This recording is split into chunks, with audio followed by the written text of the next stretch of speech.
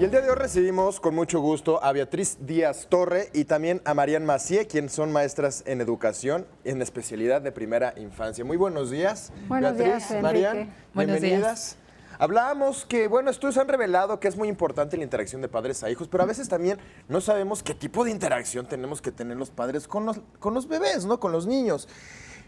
Cuéntenos un poco acerca de esto. ¿Qué es lo que tendríamos que hacer los padres para que los niños presenten menos problemas de comportamiento, tengan una salud integral mucho más completa? Me gustaría comentar primero, Enrique, que vivimos en una época privilegiada porque las neurociencias y todos los aparatos y todo lo que se puede ver ahora que sucede en el cerebro nos indica lo que está pasando y cómo se va desarrollando.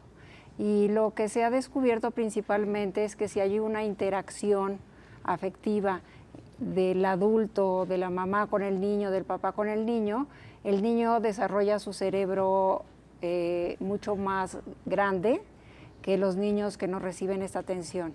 Entonces, los niños que tienen una atención enriquecida, su cerebro alcanza este tamaño a los 3 años. En cambio, cuando el niño recibe negligencia, descuido, abandono, su cerebro a los 3 años se queda de este tamaño para toda la vida. Desde luego el cerebro es plástico y se puede trabajar, pero si lo hacemos desde temprano, lo hacemos bien de una vez, porque todo lo demás aquí suele ser ya remedial. Ok, ahora, ¿qué tipo de acercamiento es el que tendríamos que tener los padres para que esto se lleve a cabo satisfactoriamente? Claro, nosotros le llamamos una interacción oportuna, es decir, tener una relación de ida y vuelta con el niño, escuchando a sus necesidades y responder ante él. ¿A qué me refiero? Normalmente escuchamos del término estimulación temprana, ¿no? Y creemos que estimulación temprana es lo ideal, y sí es lo ideal.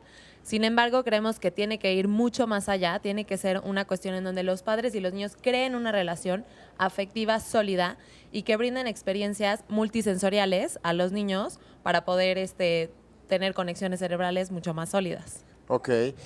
Para nosotros como sociedad, ¿en qué nos afectaría en el caso particular que los padres no tengamos este tipo de acercamientos? En un futuro, ¿cómo nos golpearía, por así decirlo? Sí, se ha comprobado que las experiencias que tiene el niño de 0 a 3 años impactan su vida futura de manera importante. Entonces hay una correlación con salud, hay una correlación con cómo van a aprender en el colegio, hay una correlación con drogadicción, con adicciones en general, con criminalidad, con cómo se va a sentir de segura la persona.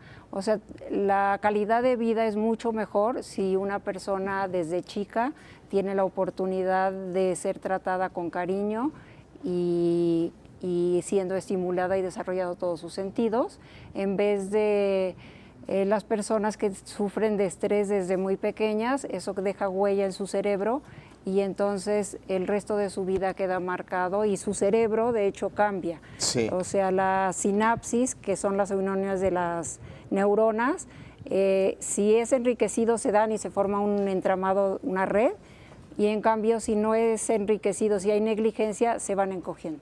Ok. Ahora, ¿las escuelas continúan con este programa? Porque mira, es bien fácil para nosotros como padres de repente, y más si son padres que trabajan, dicen, bueno, está en una escuela, ¿no? En un centro, en un CENDI, ¿no? De estimulación temprana, lo que sea. Tiene muy buenas maestras, están muy apegados a ellos. Pues yo creo que eso les funciona, ¿no? Pero muchas veces también dejamos la responsabilidad en la escuela, no lo asumimos. Y eso quiero suponer que también les afecta, ¿no? Sí, claro que sí. Es muy importante que los padres hagan conciencia de que no le tienen que invertir como mucho dinero y que vayan a la mejor escuela. No, es tiempo, es calidad, son experiencias lo que hace que se formen estas conexiones en el cerebro.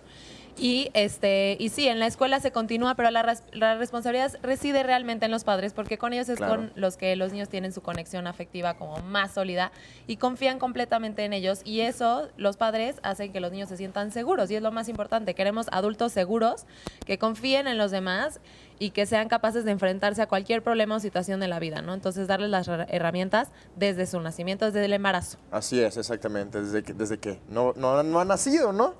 ¿Qué querías Podría decir? yo sí agregar que nosotros siempre trabajamos con la madre y el niño. Sí. Porque lo que queremos es empoderar de conocimientos a la madre para que ella sea la que pueda continuar toda la vida con estas prácticas de crianza sanas. Claro. Entonces, lo que tú dices, no le dejamos a la escuela, o sea, con nosotros va la mamá y la que se capacite es la mamá junto con su niño.